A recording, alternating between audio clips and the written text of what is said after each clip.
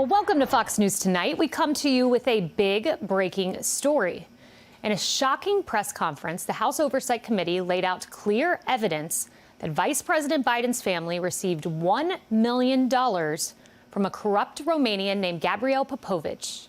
This was while he was vice president, just 5 weeks, think about the timing, 5 weeks after he met with the Romanian president and spoke about anti-corruption policies. Here's what Joe Biden was lecturing us about at the time. Corruption is a cancer that eats away at a citizen's faith in democracy. Corruption is just another form of tyranny.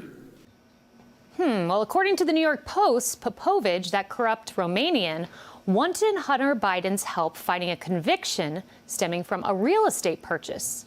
Not only that, President Biden previously told us in October of 2020 that his son Hunter never received money from China.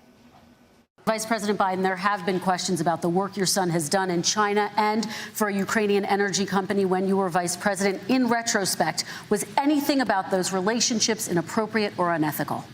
Nothing was unethical. My son has not made money in terms of this thing about, what are you talking about, China.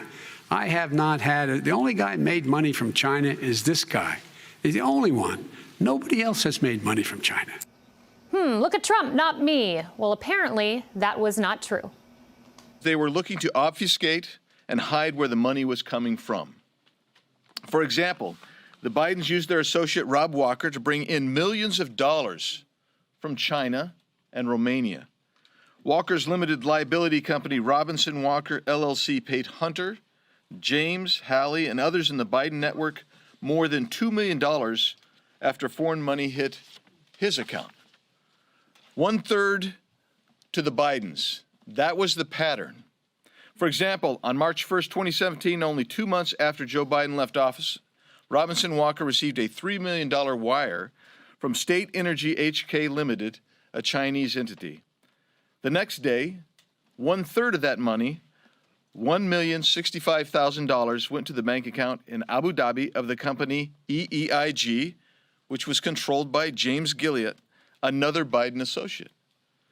Over the next 3 months, Robinson Walker LLC sent 16 incremental payments to over 5 different Biden accounts totaling $1,065,692.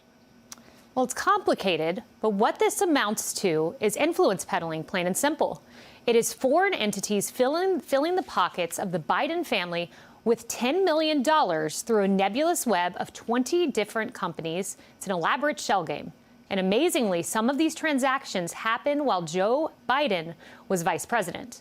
Now, a White House spokesman claims that the Oversight Committee did not show that any of these payments were personally made to Joe Biden.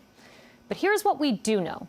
John Levine, who we had on this program last night, reported in the New York Post in late August that Hunter Biden met with his father multiple times while working for a Romanian real estate tycoon accused of corruption. And as for China, Hunter Biden went to an official government trip to China with his father in 2013 as he was creating a Chinese private equity fund. Coincidence, I'm sure. 10 days after the trip, Hunter received a Chinese business license. Did Joe Biden benefit from any of this?